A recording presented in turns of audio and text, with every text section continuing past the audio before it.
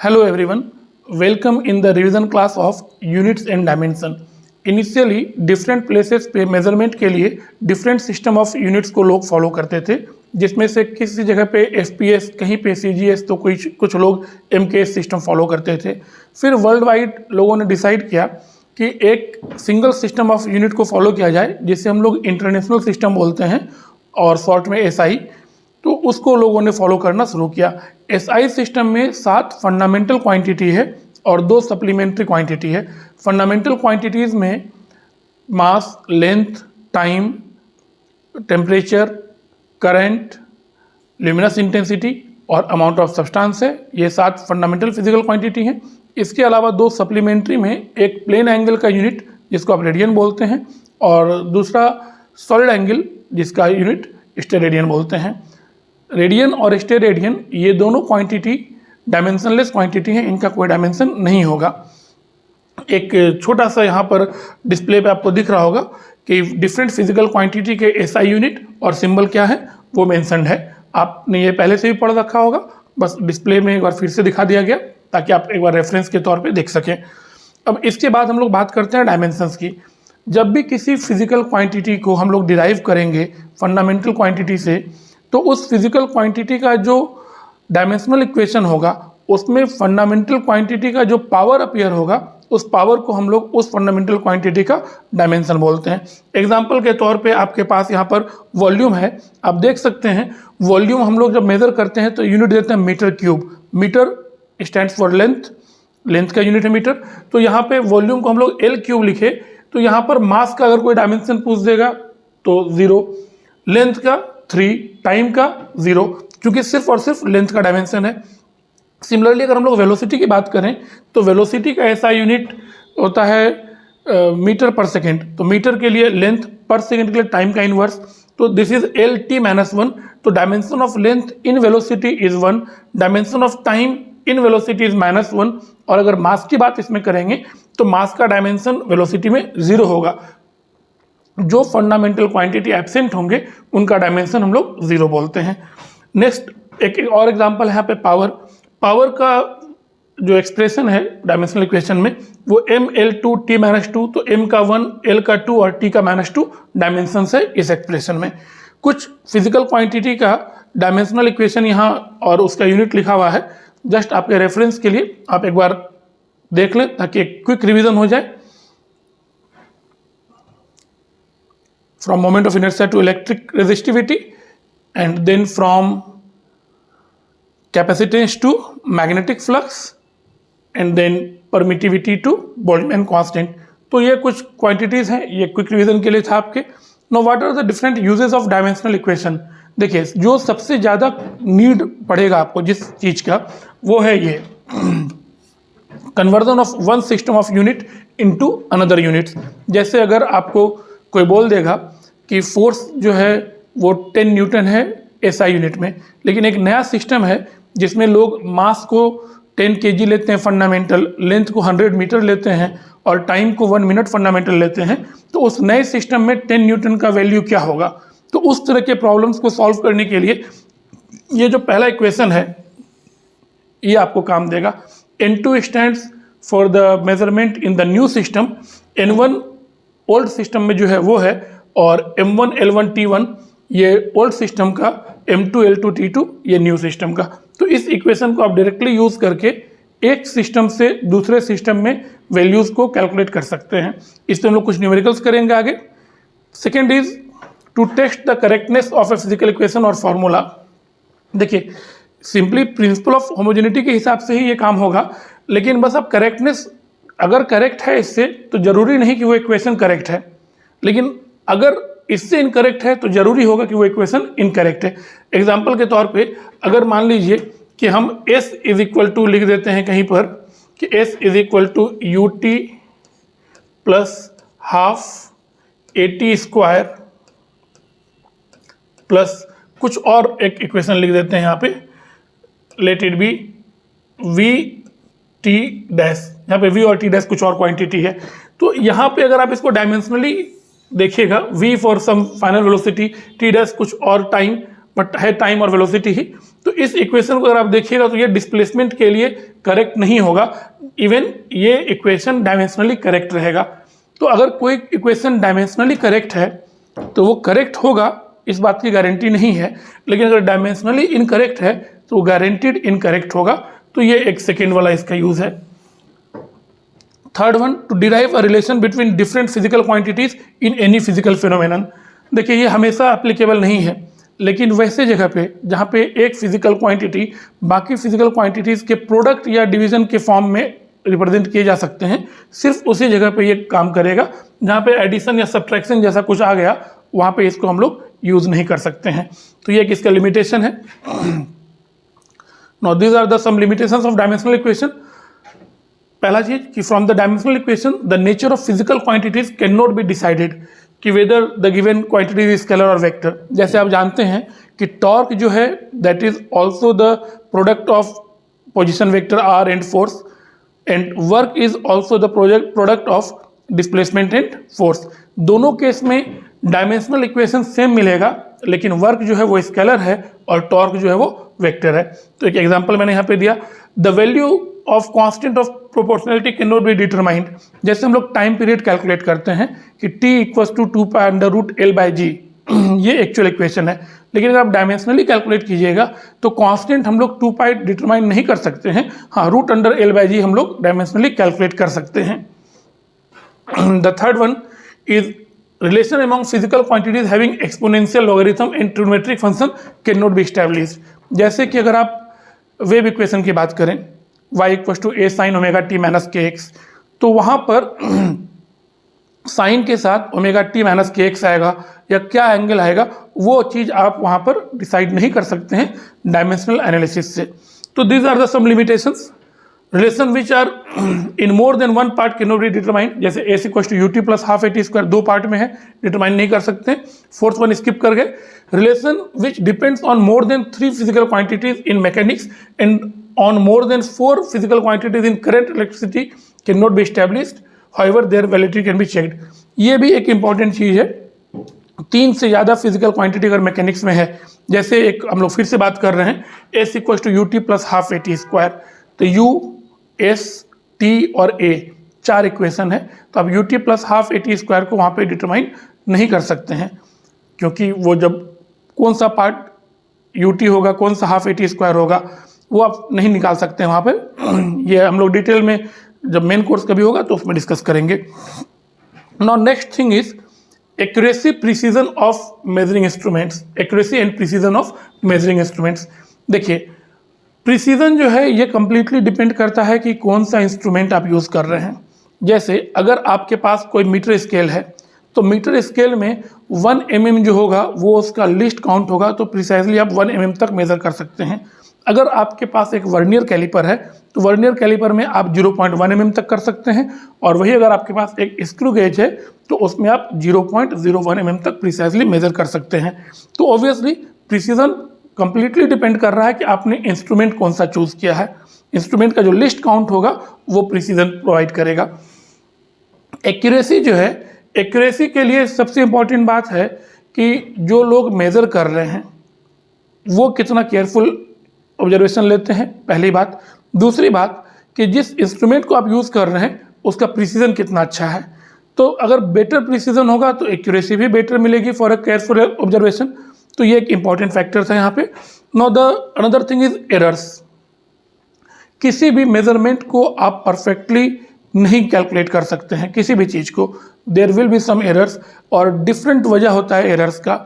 जैसे कि कुछ ऐसा हम लोग समझ सकते हैं कि अगर आपके पास एक मीटर स्केल है और वो प्रॉपरली कैलिब्रेटेड नहीं है, तो जो चीज़ एक्चुअली 10 सेंटीमीटर है हो सकता है कि रॉन्ग कैलिब्रेशन की वजह से वो 10.1 सेंटीमीटर मिल जाए, या हो सकता है 9.8 मिल जाए, ज़्यादा या कम।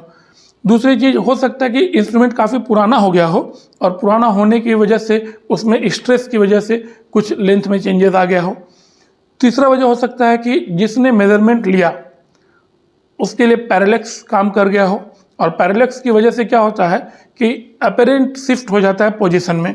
तो आप अगर शॉर्ट हाइट के हो और काफ़ी लेंथ का मेजरमेंट ले रहे हो तो उस कंडीशन में आपको दिख रहा होगा कि कोइंसाइड कर रहा है वो एक सर्टेन मार्क के साथ, लेकिन एक्चुअल कोइंसाइड कर रहा होगा उसके पहले कहीं पे, अगर आप नीचे से ऊपर दूर का पोजीशन लोगे तो, या दूर का मेजरमेंट लोगे तो these are the different methods, sorry these are different things due to which errors occurs. अब इसमें एरर्स के कुछ टाइप होते हैं, systematic errors, random errors and least count errors. Systematic errors जो है ये instrumental errors, imperfection in experimental technique और पर्सनल एरर, ये 2-3 हैं। और रैंडम एरर जो है which occur irregularly and hence are random with respect to sign and size, these errors arise due to random and unpredictable fluctuation in experimental conduction. जैसे suppose कीजिए कि इस पेन का मुझे लेंथ मेजर करना है और कभी मैं इसको एक सरफेस पे रख रहा हूँ, दूसरा सरफेस इससे स्लाइटली ऊपर है तो एरर आएगा मेजर करने में, किसी और प्लेस पर ले गया वो स्लाइटली नीचे है तो आएगा, होल्ड करने में अगर प्रॉब्लम हुआ तो आएगा। तो डिफरेंट वजह से रैंडम एरर्स हो सकते हैं। तो रैंडम एरर्स को मिनिमाइज करने का एक तरीका है, जितना ज़्यादा केयरफुल ऑब्जर्वेशन लेंगे उतना रैंडम एरर कम होगा। मतलब greater the number of calculations, sorry observations, careful observations, उतना ही कम होगा रैंडम एरर। तो सपोज कीजिए कि अगर आपने कोई एक चीज़ का मेज़र करना शुरू किया लेंथ, और वो लेंथ आपने 10 टाइम्स मेज़र किया और उसमें एरर जो है वो 1% आया, तो अगर आप उसको 100 टाइम्स मेज़र करते तो एरर 0.1% हो जाता। इनवर्सली होगा, greater the number of measurements least will be the number of, या least will be the percentage error. तो रैंडम एरर को हम लोग नंबर ऑफ कैलकुलेशन से घटा सकते हैं। Now there are 3 ways of expressing an error, absolute error, relative error and percentage error. एक शॉर्ट में हम समझाते हैं आपको। सपोज कीजिए इसका 10 केयरफुल ऑब्जर्वेशंस लिया मैंने, और 10 केयरफुल ऑब्जर्वेशंस लेने के बाद सबका मीन निकाला। सपोज एक में 9.8 आया, एक में 10.1 आया, एंड सो ऑन करते हुए 10 ऑब्जर्वेशंस लिया और 10 का मीन निकाला। इन 10 का जो मीन होगा that will be the true value of the length of this pen. लेकिन अगर सपोज कीजिए कि हम एब्सोल्यूट एरर की बात करें, तो सपोज इसका एक्चुअल लेंथ 10 सेंटीमीटर आया और पहला मेजरमेंट जो था मेरा वो 9.9 सेंटीमीटर है, तो एब्सोल्यूट एरर क्या हो जाएगा, 10 - 9.9 का मॉड, 10 - 9.9 का मॉड। दूसरा अगर मान लीजिए, दूसरा है 10.1 एक्सपेरिमेंटल वैल्यू है और इसका एक्चुअल वैल्यू जो मीन निकाला हम लोगों ने वो 10 आ चुका है। तो अब फिर से आप 10 - 10.1 कीजिए तो -0.1 आएगा, मॉड लगा दीजिए, फिर वो 0.1 मिलेगा। तो एक्चुअली क्या है, एब्सोल्यूट एरर जो है वो मेजर्ड वैल्यू और ट्रू वैल्यू का जो डिफरेंस है उसका मॉड है। तो पहला हो गया एब्सोल्यूट एरर। दूसरा रिलेटिव एरर। तो सपोज कीजिए कि आपका जो एब्सोल्यूट एरर आया वो डेल्टा x आया और जो ट्रू वैल्यू है वो x है, तो delta x upon x, that means the ratio of the absolute error to the true value itself is the relative error. तो हर जगह पर रिलेटिव एरर ऐसे ही होगा। और अगर इसमें हम लोग इंटू 100 कर देते हैं और परसेंटेज का साइन लगा दें तो this is called as percentage error. इस पर हम लोग न्यूमेरिकल्स करके बेहतर तरीके से सीखेंगे। कुछ यहाँ पर मीन वैल्यू जो है, तो ये मीन वैल्यू आपको ट्रू वैल्यू देगा, sum of all the measurement upon number of measurement, this will be the true value. And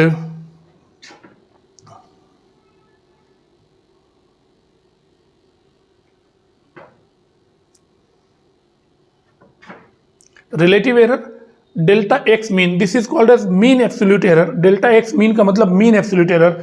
mean absolute error क्या होगा, आपने जितने मेजरमेंट्स लिए हर एक मेजरमेंट्स का आप एब्सोल्यूट एरर निकाल लीजिए। अगर 10 मेजरमेंट है, 15 मेजरमेंट है, तो 15 का एब्सोल्यूट एरर निकाल लीजिए। उन 15 के 15 का जो मीन होगा एब्सोल्यूट एरर का, that will be called as mean absolute error. और mean absolute error upon true value जो होगा वो इस केस में रिलेटिव एरर होगा, उसका एक्चुअल जो भी मेजरमेंट है उसके हिसाब से, और इंटू 100 कर देंगे तो percentage error. Now there are few cases, errors in subtraction and addition. Addition और सब्ट्रैक्शन के लिए सेम रूल फॉलो होता है, मल्टीप्लिकेशन और डिवीजन के लिए सेम रूल फॉलो होता है। सपोज कीजिए कि आपके पास x कोई क्वांटिटी है जिसको a और b को ऐड करके मिलना है। एक एग्जांपल मैं दे सकता हूँ यहाँ पे। सपोज कीजिए कि दो चीज़ का लेंथ ऐड करना है। एक L1 इज इक्वल टू 20 ± 0.2 और दूसरा लेंथ है L2 that is 10 plus minus 0.3। अब किसी ने कहा कि L1 प्लस L2 कितना होगा, तो L1 प्लस L2 अगर आप विथ एरर्स लिखना चाहते हैं तो इसके लिए आप जो this is the true value, this is the error value, तो ट्रू वैल्यू को आप डायरेक्टली ऐड कीजिए, 10 plus 20 this is 30, error value को भी ऐड कर दीजिए, this is 0.5, so this is the sum of L1 plus L2। अगर आपको सब्ट्रैक्ट करना है, L1 माइनस L2 करना है, अगर L1 माइनस L2 कर देना है तो इसके लिए आप 20 में से 10 माइनस कीजिए, 10, लेकिन एरर वाले पार्ट को आपको फिर से ऐड करना है, एरर वाला पार्ट सब्ट्रैक्ट नहीं होगा, गलतियों को हमेशा जोड़ दिया जाता है, फिजिक्स में भी जिंदगी में भी। तो ये हो गया 0.5 फिर से। तो ये एरर वाले पार्ट में कभी भी आप सब्ट्रैक्शन ना करें, चाहे एडिशन कर रहे हो क्वांटिटीज़ का, चाहे सब्ट्रैक्शन कर रहे हो। अब इसमें अगर आपसे कोई बोलेगा कि भाई रिलेटिव एरर के साथ बताइए, तो 0.5 अपॉन 30, तो ये हो जाएगा सम कर रिलेटिव एरर। अगर इसमें सब्ट्रैक्शन में रिलेटिव एरर चाहिए तो 0.5 अपॉन 10, ये सब्ट्रैक्शन में रिलेटिव एरर, दोनों में अगर 100 से इंटू कर देंगे तो उसका परसेंटेज एरर। तो ये हो गया relative error in addition and subtraction. In case of multiplication and division, देखिए अब अगर हम लोग मल्टीप्लाई ही करना चाहते हैं, इसी दोनों क्वांटिटी को हम लोग मल्टीप्लाई करना चाहते हैं L1 और L2 को, तो L1 L2 और मल्टीप्लाई करना चाहते हैं और इसका हम लोग एरर वाला पार्ट निकालना चाहते हैं कि L1 इंटू L2 में एरर वाला पार्ट कितना होगा। तो यहाँ पे L1 इंटू L2 का जो एक्चुअल वैल्यू है, ट्रू वैल्यू है, वो आप डायरेक्टली कर दिए, 20 इंटू 10 दिस इज 200। लेकिन जब आपको यहाँ पर डेल्टा एल निकालना है कि भाई एरर वाला पार्ट कितना है, तो उसके लिए आपको एक इक्वेशन यूज़ करना है directly, delta L1 by L1 plus delta L2 by L2 is equal to delta L upon L। This L is actually L1 into L2, right now this L is here L1 into L2। अभी आप confuse मत होइएगा कि L length ही यहाँ पे, L कोई भी quantity, इसको हम Z बोल सकते थे, L के फॉर्म में लिख दिया। तो delta L1 by L1 plus delta L2 by L2 equal to delta L by L। तो डेल्टा L1 कितना 0.2, आप इक्वेशन लिख दीजिएगा 0.2, L1 कितना 20 लिख दीजिए, प्लस डेल्टा L2 0.3, L2 कितना है 10 है 10, and this is equal to delta L, और इस L को मैंने यहाँ डिफाइन किया है L1 इंटू L2 अपॉन 200। आप जैसे ही इस इक्वेशन को सॉल्व करेंगे आपको डेल्टा L मिल जाएगा, उस डेल्टा L को आप प्लस माइनस के साथ इसके साथ लिखेंगे तो इसका एक्चुअल वैल्यू आ जाएगा मल्टीप्लिकेशन में, और डेल्टा L अपॉन L कर देंगे तो ये रिलेटिव वैल्यू अपने आप मिल जाएगा। इंटू 100 कीजिएगा 100%। सेम चीज़ आपको फॉलो करना है डिवीज़न के लिए भी। डिवीज़न में भी इसी चीज़ को फॉलो करेंगे हम लोग, बस यहाँ पे L1 अपॉन L2 जब करेंगे तो 20 अपॉन 10 10 हो जाएगा, बाकी ये पार्ट सेम रहेगा, ये जो डेल्टा L कैलकुलेट करने वाला पार्ट है ये सेम रहेगा, बस L1 इंटू L2 ना होकर के L1 अपॉन L2 हो जाएगा, बाकी कैलकुलेशंस सेम रहेगा। तो मल्टीप्लिकेशन और डिवीज़न का सेम रूल है, एडिशन और सब्ट्रैक्शन का भी सेम रूल है। Last one is the case of power function. ये बिल्कुल आसान सा चीज़ है। अगर मान लीजिए कि कोई क्वांटिटी y है, ये k कोई कांस्टेंट है, a का पावर l, b का पावर m अपॉन c का power n, very simple rule is here. इसको आप डिफरेंशियल मेथड से कैलकुलेट भी कर सकते हैं कि ये आया कहाँ से, बट उतने डेप्थ में नहीं जाना है अभी। अगर यहाँ पर आपको फ्रैक्शनल एरर a में चाहिए, सिर्फ a का फ्रैक्शनल एरर चाहिए, तो a का जो पावर है उस पावर को a से मल्टीप्लाई कीजिए, सॉरी डेल्टा a से मल्टीप्लाई कीजिए अपॉन a। सिंपल सा चीज़ है कि परसेंटेज चेंज या fractional change in a is l times the fractional change in a। अगर a का पावर l का कैलकुलेशन करेंगे, b का पावर m का अगर कैलकुलेशन करेंगे, तो fractional change in b is m times the fractional change in b, मतलब fractional change in the calculation of b का power m, sorry fractional change in the calculation of b का power m is m times the fractional change in b। Fractional change in the calculation of c to the power n is n times the fractional change in c। That means अगर a में हम लोग देखेंगे तो l into delta a by a, b में देखेंगे तो m into delta b by b, c में देखेंगे तो n into delta c by c। इन सब को आप ऐड कर दीजिएगा तो this is a fractional change in y। तो इस पे बेस्ड न्यूमेरिकल्स काफ़ी सारे पूछे जाते हैं, तो ये आसान भी है। इंटू 100 कर दीजिएगा दोनों साइड तो आपको परसेंटेज एरर मिल जाएगा। तो ये पावर का फंक्शन में सिंपल सा केस हो गया। कुछ पॉइंट्स है जरूर याद रखिएगा। The error in a measurement is always equal to the least count of the measuring instrument. अगर किसी इंस्ट्रूमेंट का लिस्ट काउंट आपको गिवन है और आपने उससे कोई मेजरमेंट किया, जैसे आपको कुछ क्वेश्चंस आते हैं स्क्रू गेज पे या वर्नियर कैलिपर, तो उनके केस में आपको लिस्ट काउंट पहले से अगर गिवन है कि 0.1 mm या 0.01 mm है, तो वो लिस्ट काउंट ही उसके एरर वाले पार्ट में आएगा। सपोज कीजिए कि किसी वर्नियर कैलिपर से आपने इसका आउटर डायमीटर मेज़र किया और ये आउटर डायमीटर आया 10 mm, तो आप इसको रिपोर्ट कैसे करेंगे? 10 प्लस माइनस 0.1 mm, क्योंकि 0.1 mm उसका लिस्ट काउंट पहले से पता है, तो वो एरर वाला पार्ट होगा। ठीक है। Errors never propagate in case of constant. Constant के केस में कभी कोई एरर नहीं होगा। जैसे आपको पता है पाई 22/7 एक कांस्टेंट वैल्यू है, उसमें एरर का कोई मतलब नहीं बनता है, या कोई भी कांस्टेंट के केस में एरर का कोई मतलब नहीं बनता है। इंस्ट्रूमेंट की बारी। वर्नियर कैलिपर्स पे एक डिटेल वीडियो बना हुआ है, आप वहाँ भी देख सकते हैं। यहाँ पे सिर्फ काम की बात बता देते हैं। किसी भी वर्नियर कैलिपर में अगर आपको लिस्ट काउंट गिवन है फिर तो बहुत अच्छी बात है, और लिस्ट काउंट अगर नहीं गिवन है तो लिस्ट काउंट होगा 1 MSD माइनस 1 VSD। और 1 VSD निकालने का तरीका, अगर nth MSD mth VSD से कॉन्साइड कर रहा है तो आप n MSD equal to m VSD लिखिए, वहाँ से आप 1 VSD निकाल लीजिए और फिर पुट कर दीजिए किसको निकालने में? 1 VSD निकालने में, और लिस्ट काउंट मिल जाएगा 1 MSD माइनस 1 VSD। तो ये चीज़ें पता है, या ये आप डायरेक्ट कर भी सकते हैं कि nth VSD अगर mth MSD से mth m can be anything, यहाँ पे n-1 इसलिए है क्योंकि इन जनरल जो प्रैक्टिकली हम लोग यूज़ करते हैं अपने लैब में, वहाँ पे n VSD n-1 MSD से ही कोइंसाइड करता है। इस वजह से ये इक्वेशन आपको इन जनरल लिखा हुआ मिलेगा। लेकिन ज़रूरी नहीं, किसी ने अगर ऐसा डिज़ाइन कर दिया कि n VSD n-2 MSD से कोइंसाइड कर रहा है, तब आपको यहाँ पे लिस्ट काउंट कुछ और मिलेगा। तो वो आप चेक कर लेंगे क्वेश्चन में कौन किससे कोइंसाइड कर रहा है। लेकिन एक बार जब आप 1 VSD निकाल लेंगे तो 1 MSD minus 1 VSD main scale division minus vernier scale division करिए, काम आपका बन जाएगा यहाँ से लिस्ट काउंट का। इम्पॉर्टेंट है कि आप किसी भी मेजरमेंट को रिपोर्ट कैसे करेंगे। तो रिपोर्ट करने का सिंपल सा तरीका है कि measurement is equal to, measurement जब भी आप रिपोर्ट करेंगे, this measurement is equal to main scale reading. Main scale reading हमेशा क्या होगा?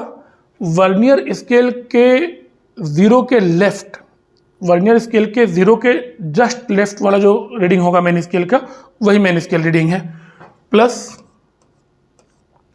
List count into vernier scale reading.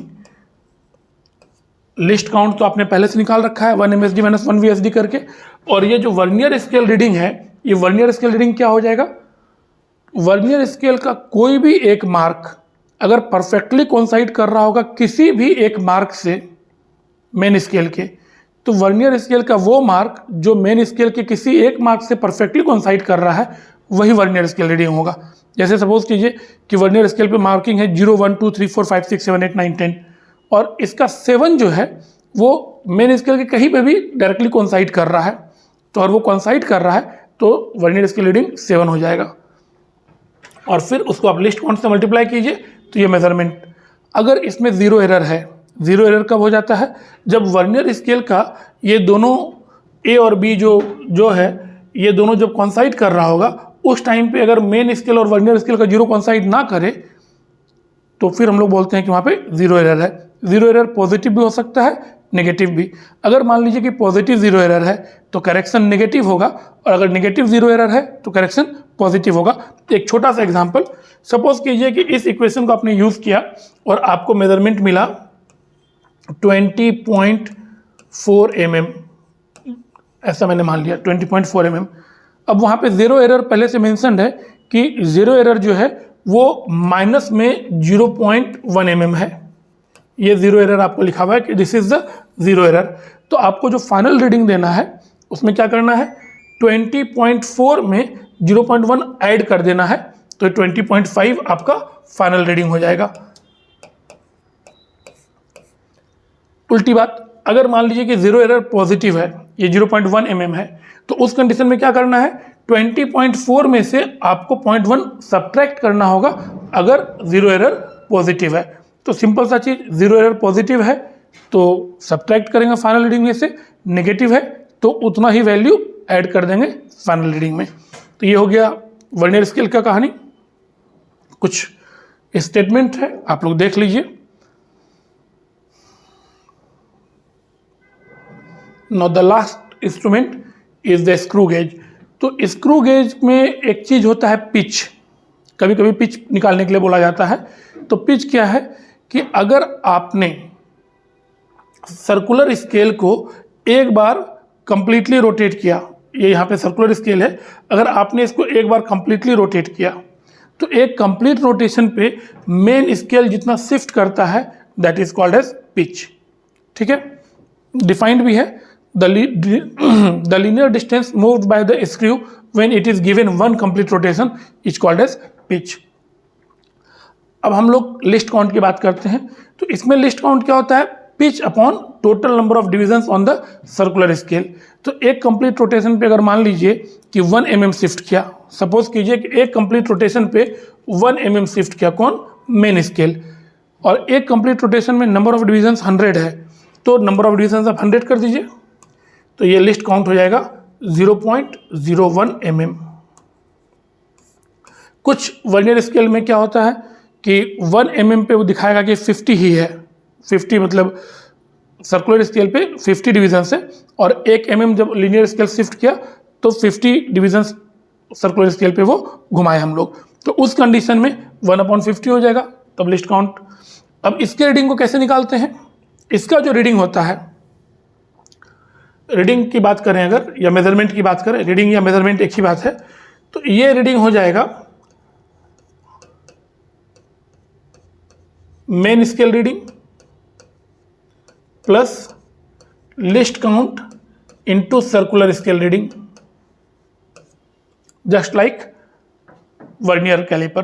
तो मेन स्केल रीडिंग क्या होगा, जब आपका सर्कुलर गेज या सर्कुलर स्केल जो है ये आपने टाइट किया किसी ऑब्जेक्ट को रख करके, तो जस्ट मार्किंग की जो रेफरेंस मार्क है उसके जस्ट लेफ्ट में जो मेन स्केल का रीडिंग होगा वो हो जाएगा main scale reading, just left to the reference mark. और सर्कुलर स्केल रीडिंग क्या होगा, सर्कुलर स्केल रीडिंग रेफरेंस के साथ जो मार्क कोइंसाइड कर रहा होगा। मान लीजिए कि ये सर्कुलर स्केल का रेफरेंस यहाँ पर है और यहाँ पे कुछ मार्क्स बना हुआ है, अब कोई मार्क अगर यहाँ कोइंसाइड कर रहा है इसके साथ, ये रेफरेंस मार्क है, इसके साथ जो मार्क कोइंसाइड कर जाएगा वही यहाँ पर सर्कुलर स्केल रीडिंग हो जाएगा।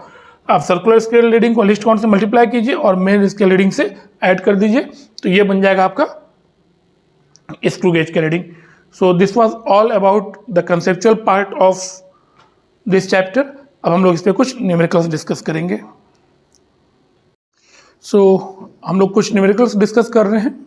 पहला न्यूमेरिकल मैंने यहाँ लिख रखा है कि if force is measured to be 10 newton in SI unit, then what will be its value in a system of units where 10 kg, 10 metre and 1 minute are fundamental। तो इसके लिए हम लोग जो इक्वेशन डिस्कस किए थे इनिशियली कि आपको यूज करना है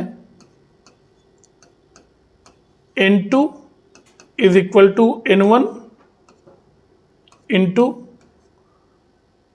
M1/M2 का पावर A, L1/L2 का पावर B और T1/T2 to the power C। ये इक्वेशन यूज करेंगे।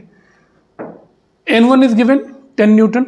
अब सबसे पहले कि अगर हम लोग फोर्स को लिखें डायमेंशनल फॉर्म में तो क्या हो जाएगा, तो force is mass into acceleration, mass के लिए m, एक्सेलरेशन के लिए l, t to the power -2। तो m में a की जगह पे 1 होगा, l में b की जगह पे भी 1 होगा और t में c की जगह पे -2 होगा। ये हम लोग पुट करते हैं यहाँ पे। हम लोग को n2 निकालना है उस नए यूनिट में, तो n1 को आप पुट कर दीजिए, 10 गिवन है, M1/M2।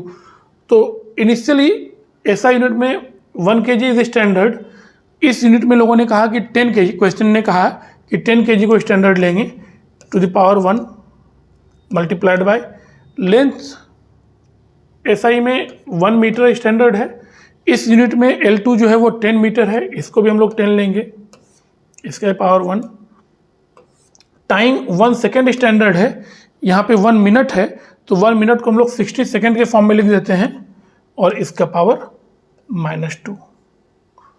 अब आप इसको यहाँ से सॉल्व कर लीजिए, सॉल्व करके जो भी रिजल्ट आएगा ये इसका फाइनल आंसर हो जाएगा। आप 10 और 10 कट कर दीजिए तो ये हो गया 60 का पावर 2 हो जाएगा ऊपर, तो 60 का पावर 2 मतलब 3600, क्योंकि -2 है तो ऊपर चला जाएगा और यहाँ 10 नीचे है ही, ये कट गया, तो दिस इज 360 यूनिट्स। इस नए यूनिट में 360 यूनिट्स हो जाएगा 10 न्यूटन ऑफ फोर्स। तो this is how we have to solve the conversion problem. तो ये पहला हो गया। नेक्स्ट प्रॉब्लम की तरफ चलते हैं। तो ये सेकेंड क्वेश्चन आपके सामने, y = a e⁻ (bx/t²) equation है। आपको b का डायमेंशन पता करना है। यहाँ पे क्वेश्चन में इंफॉर्मेशन है कि x जो है वो मीटर में है और टाइम जो है वो सेकेंड में है, तो x और t का आपको डायमेंशन पता चल गया।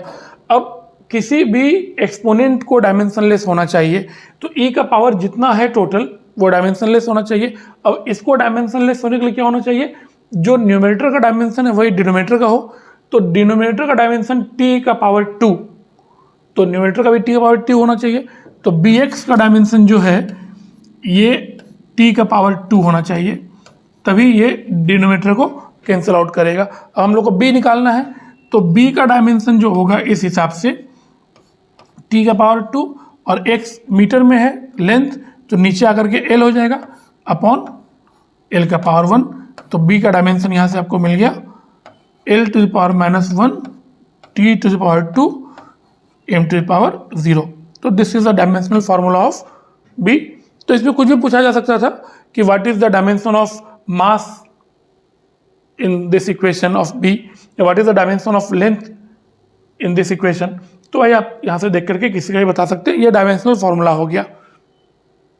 नेक्स्ट क्वेश्चन, तो ये थर्ड क्वेश्चन आपके लिए बिल्कुल सिंपल सा प्रॉब्लम है। किसी इक्वेशन को हम लोग यहाँ पे लिख रखे हैं z = a² b³ if the percentage error in a, b and c are 1%, 2% and 3% respectively, find the percentage error in calculation of z। तो ये बिल्कुल आसान सा चीज़ है।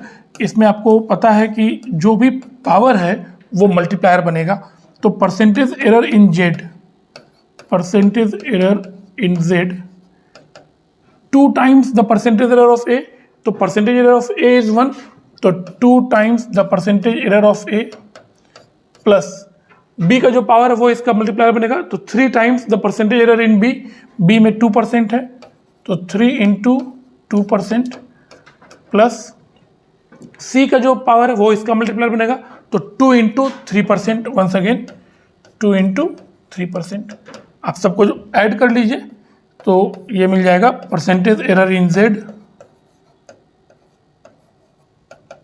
2 + 6 + 6, सो 12 + 2 14%। तो ये एक सिंपल सा प्रॉब्लम है बट बहुत बार पूछा गया है, तो ध्यान रखिएगा।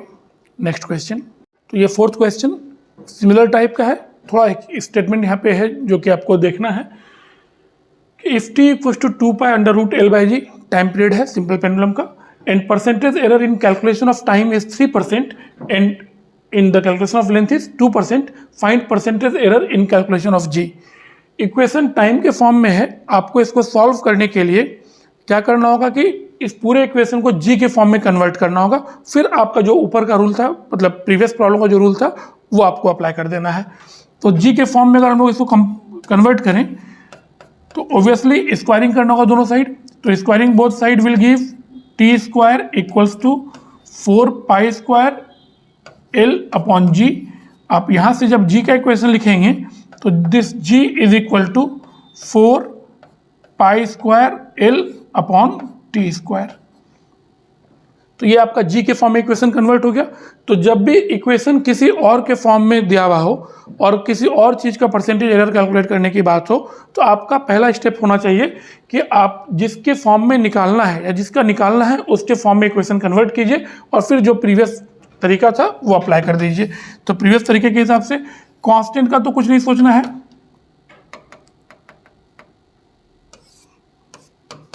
Percentage error in g equals to 4 pi का तो कुछ नहीं सोचना है, इसको हटाइए, कांस्टेंट है। एल का पावर 1 है और एल में परसेंटेज एरर 2 है, तो 1 × 2% प्लस टी का पावर 2 है और 2 में जो एरर है वो 3% का है, तो पावर मल्टीप्लायर बन जाएगा 2 × 3%। So this is all together 3 × 2 6 और 6 + 2 8%। तो this will be the percentage error in G. So next question is here. If momentum of an object changes by 10%, what will the percentage change in kinetic energy? इसी question को आदमी reframe ऐसे भी कर सकता है, if there is a 10% error in the calculation of momentum, then what will be the error in the calculation of kinetic energy? दोनों similar type के क्वेश्चन है। एक चीज आपको क्या ध्यान देना है कि अगर हम लोग काइनेटिक एनर्जी की बात करें तो काइनेटिक एनर्जी p²/2m होता है, ये आपको पता है। प्रीवियस तरीका अगर हम लोग लगा दें, पावर को मल्टीप्लाई कर दें अगर 10% से, तो उससे जवाब 20% आएगा, लेकिन वो 20% जवाब इस केस में गलत है। क्यों गलत है?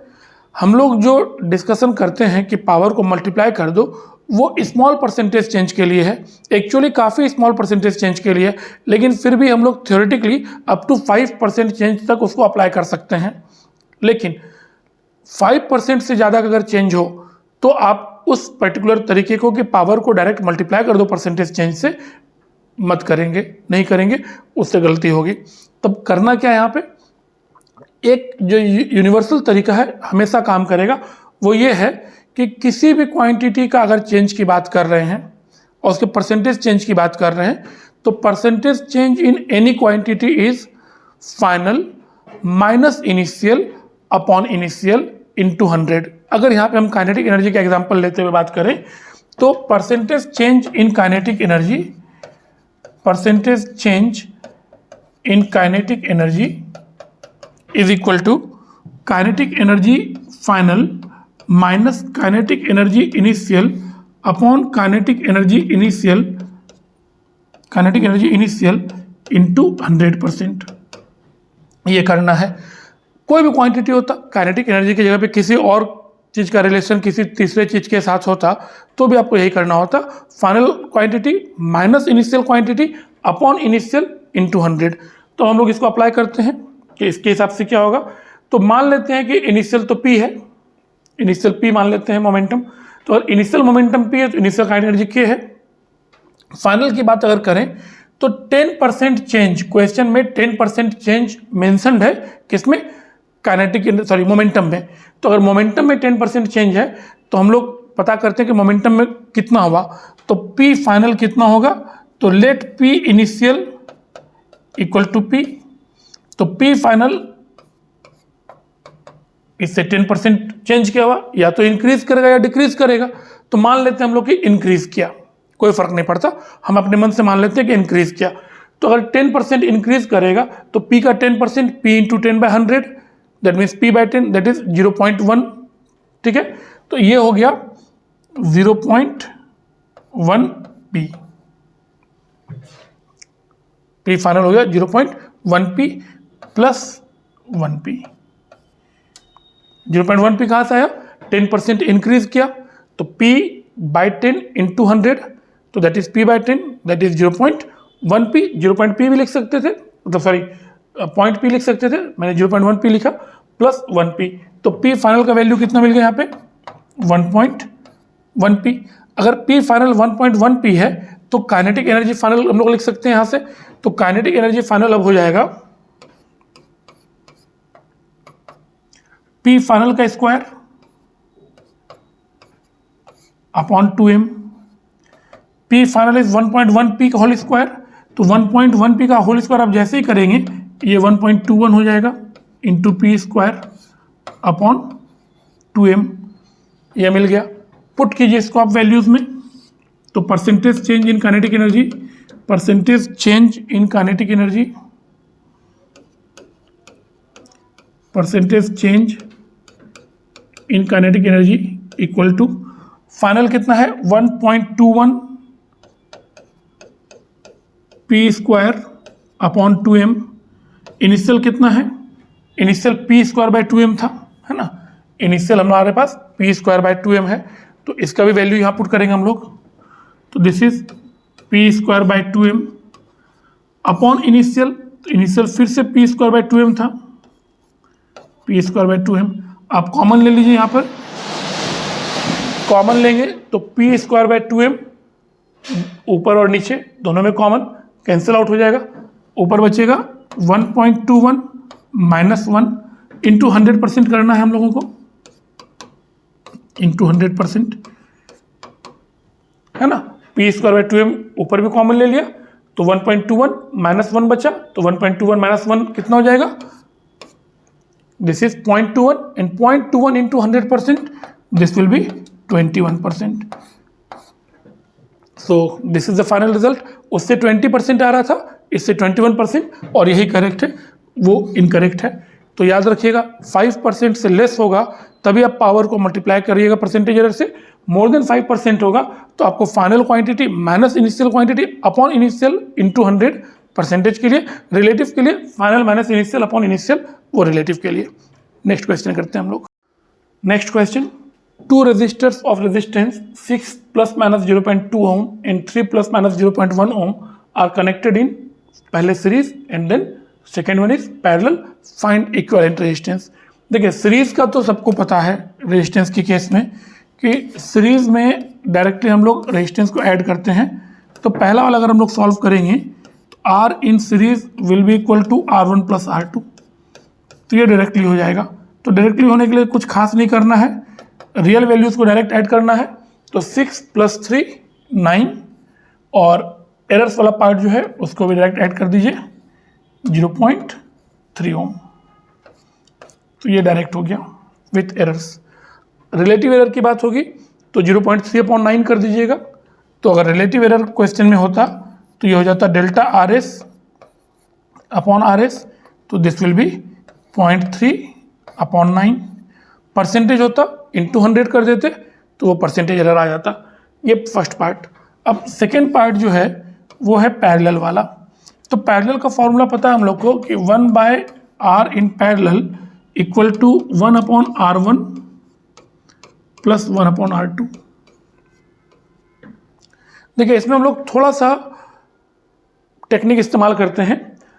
लेफ्ट हैंड साइड में न्यूमरेटर और डिनोमिनेटर दोनों में RP से मल्टीप्लाई करते हैं, राइट हैंड साइड में R1 वाले के साथ ऊपर नीचे R1 से मल्टीप्लाई करते हैं, और R2 वाले के साथ ऊपर नीचे R2 से मल्टीप्लाई करते हैं। तो ये पहला वाला हो जाएगा ऊपर RP अपॉन नीचे RP स्क्वायर इक्वल टू ऊपर नीचे R1 से मल्टीप्लाई कर रहे हैं, R1 अपॉन डिनोमिनेटर में R1 स्क्वायर, और यहाँ पे R2 से मल्टीप्लाई कर रहे हैं ऊपर नीचे, तो R2 अपॉन R2 स्क्वायर। अब अगर हम लोग दोनों साइड डिफरेंशियल्स जिस तरह से लेते हैं वैसे अगर हम लोग डेल लगा दें, इधर भी डेल, इधर भी डेल, इधर भी डेल, तो अपना काम बन जाएगा। देखिए R इन पैरेलल तो आप यहाँ पे कैलकुलेट कर सकते हैं आसानी से इस फॉर्मूला से। तो 1/R1 तो 1/6 प्लस 1/3, तो 6 और 3 का ऐसे भी पता है, 6 इंटू 3 18, 18/9 2 ओम हो जाएगा। तो RP का वैल्यू यहाँ पे आप 2 ओम कैलकुलेट कर सकते हैं आसानी से। 1/6 प्लस 1/3 करेंगे ये 2 ओम आ जाएगा। डेल्टा RP हम लोग को पहले निकालना है। RP हम लोग यहाँ से कैलकुलेट कर ले रहे हैं डायरेक्टली। 1/6 प्लस 1/3 करेंगे तो नीचे एलसीएम 6, ऊपर 3, 3/6 आएगा, 1/2 इन्वर्स कर देंगे 2 हो जाएगा। तो RP का वैल्यू 2 हो गया, तो ये हो गया 2 स्क्वायर। डेल्टा R1, देखिए डेल्टा R1 हम लोगों को गिवन है कि डेल्टा R1 इज 0.2 अपॉन 6 का स्क्वायर, 6 का square 36, plus delta R2 is 0.1 and then 3 का स्क्वायर, तो 3 का स्क्वायर 9, तो this will be delta RP upon 4। यहाँ पे आप LCM ले लीजिएगा तो ये 36 ही आएगा, इधर 0.2 प्लस 9 से 4 टाइम्स में, तो 4 इंटू 0.1 0.4। आप 4 से 36 कैंसिल आउट कीजिए 9 टाइम्स में, तो delta RP is equal to 0.6 upon 9, 3 से डिवाइड कीजिए 0.2 upon 3, so this is somewhat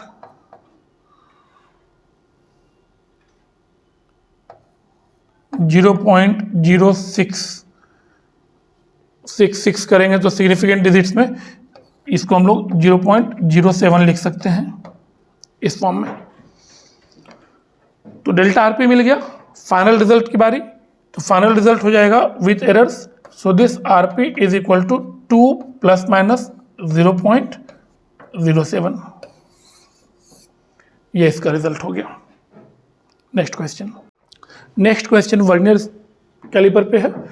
Question: The vernier scale of a traveling macroscope has 50 divisions which coincide with 49 main scale division. If each main scale division is 0.5 mm, मतलब 1 MSD given है 0.5 mm, then the least count of the macroscope is. तो आपको इसमें पहले क्या करना है कि 1 VSD कैलकुलेट करना है, और 1 VSD कैलकुलेट करने के बाद इक्वेशन लगा देंगे लिस्ट काउंट का, कि list count is 1 MSD minus 1 VSD, list count is 1 MSD minus 1 VSD।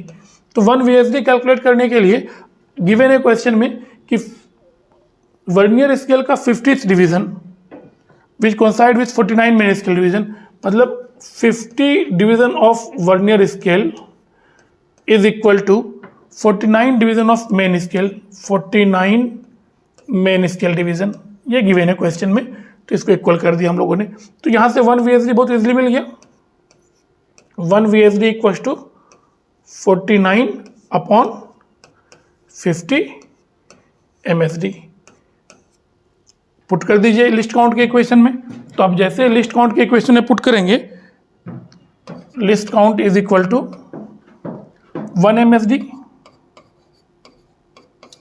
Minus 1 VSD,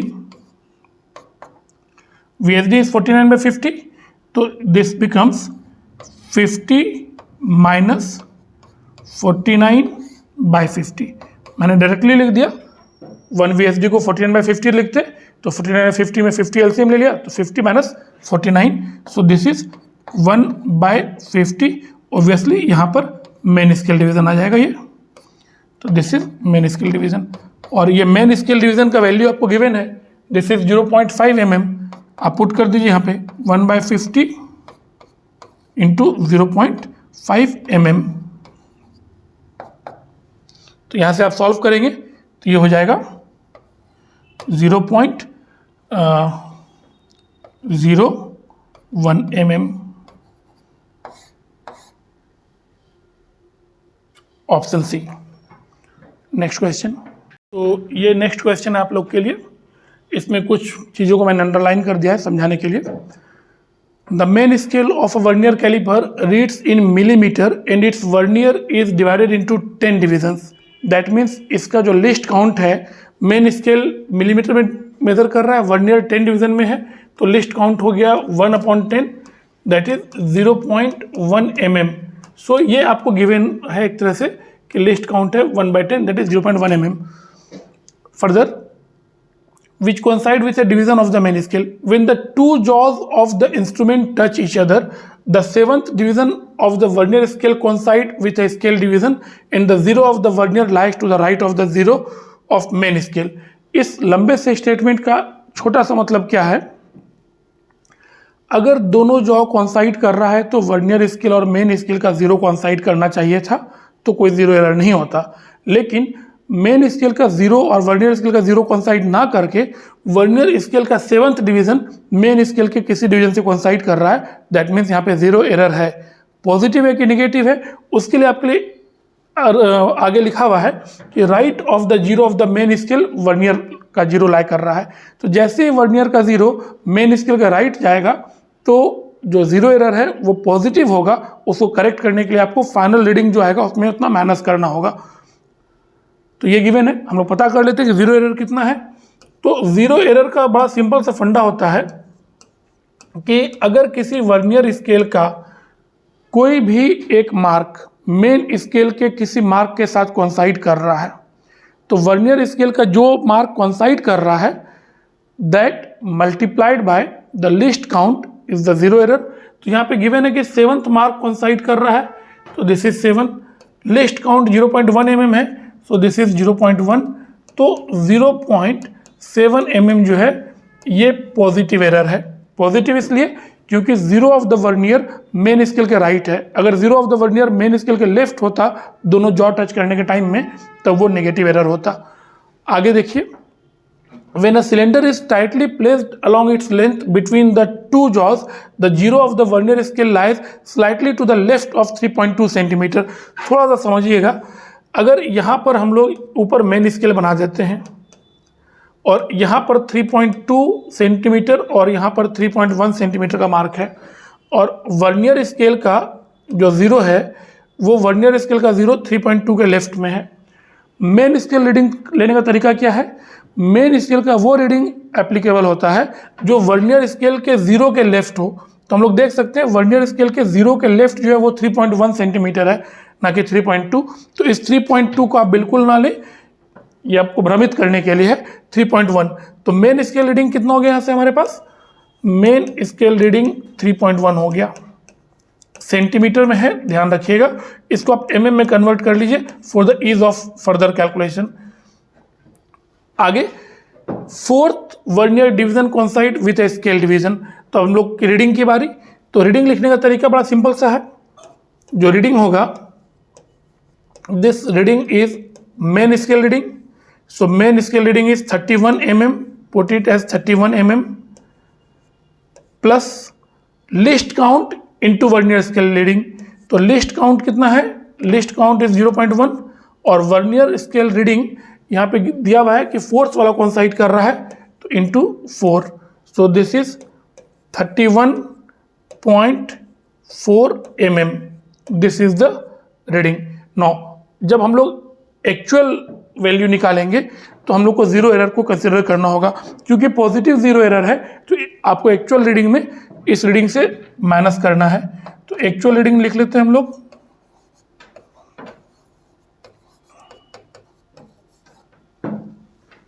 will be equal to 31.4 sorry minus zero error है 0.7, पॉजिटिव है इसलिए हम लोग माइनस कर रहे हैं, नेगेटिव होता तो प्लस करते।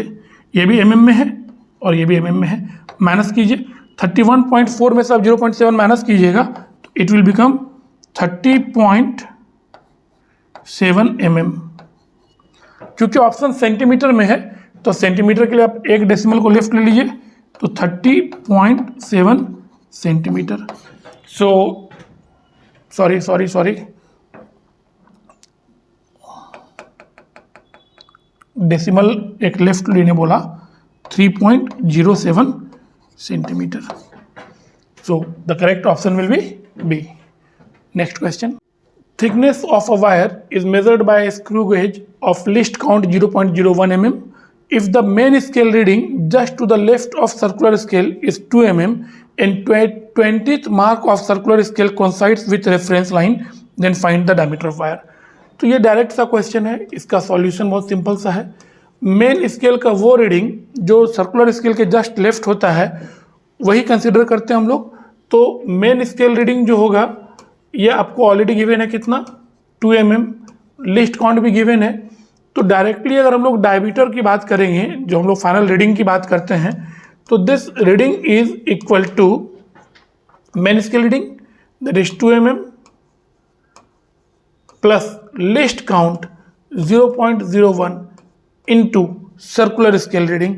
तो ये 20th मार्क है तो इनटू 20 कर दीजिए, तो now this will become 2 mm plus ये भी mm में है, तो this is simply 0.2 mm, so this is 2.2 mm।